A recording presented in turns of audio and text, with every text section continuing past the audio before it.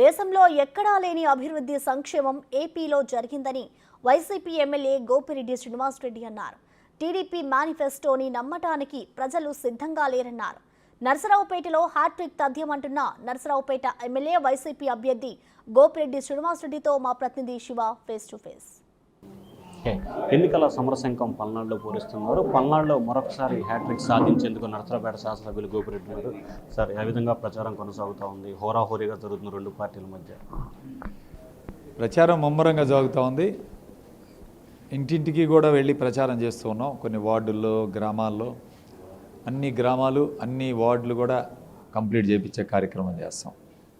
So ఎన్నికల ప్రచారం బ్రహ్మాండంగా జరుగుతూ ఉంది. ఎటువంటి ఇబ్బంది లేదు. వైఎస్ఆర్ కాంగ్రెస్ పార్టీ నర్సరావుపేట నియోజకవర్గంలో మళ్ళీ హ్యాట్రిక్ కొట్టబోతుంది. గోపిరెడ్డి మళ్ళీ హ్యాట్రిక్ కొట్టబోతున్నాడు.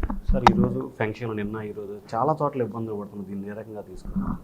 ఇది వాలంటీర్ వ్యవస్థ లేకపోవటం. ఇవాళ చంద్రబాబు నాయుడు చేసిన పని ఇది. చంద్రబాబు నాయుడు మరి ఎక్స్ ఎన్నికల సిఇఓ నిమ్మగడ్డ రమేష్ కుమార్ గారి చేత ఏదైతే కంప్లైంట్ ఇప్పించాడో ఎన్నికల కమిషన్, దాని మీద తీసుకున్న నిర్ణయం వలన ఈరోజు రాష్ట్ర ప్రజలందరూ కూడా ఇబ్బంది పడుతుంది. దీనికి మూల కారణం చంద్రబాబు నాయుడు.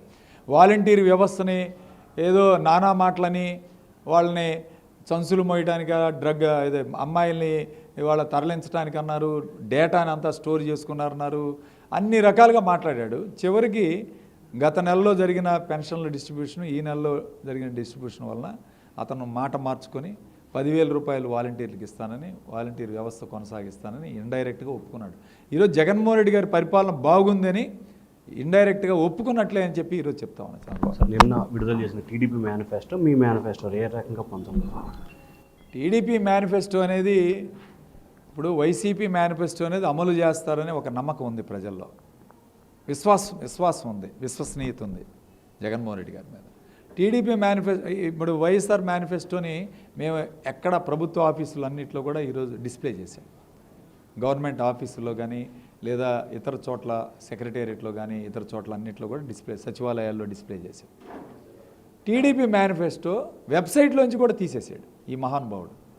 సో కాబట్టి అమలు చేసేదైతే జగన్మోహన్ రెడ్డి గారు చెప్తారు, చేసేదే చెప్తాం, చెప్పిందే చేస్తాం మా నివాదం. చంద్రబాబు నాయుడు చెప్పింది చేయడు, అవి చెత్తగుప్పలో పడేసే మేనిఫెస్టోలు పెడతాడు.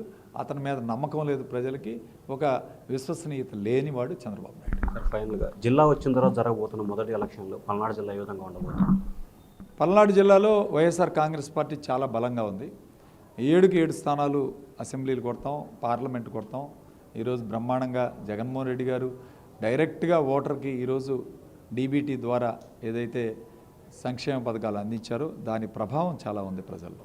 సో ఇది మొత్తం మీద చూసుకుంటే రాష్ట్రంలో అభివృద్ధి సంక్షేమ కార్యక్రమాలు అమలు చేయడంలో ముఖ్యమంత్రి జగన్మోహన్ రెడ్డి కట్టుబడి ఉన్నారు. దానికి ఉదాహరణే తెలుగుదేశం పార్టీ మేనిఫెస్టోని ఎవరు నమ్మే పరిస్థితి లేదు. కానీ వైఎస్ఆర్సీపీ మేనిఫెస్టోని ప్రతి చోట డిస్ప్లే చేస్తున్నాం, చెప్పిందే చేస్తామని చెప్పి ఘంటాపదంగా చెప్పగల వ్యక్తి జగనే అని చెప్పారు గోపిరెడ్డి అన్నారు. Vote studio. For more videos like this, subscribe Big TV channel.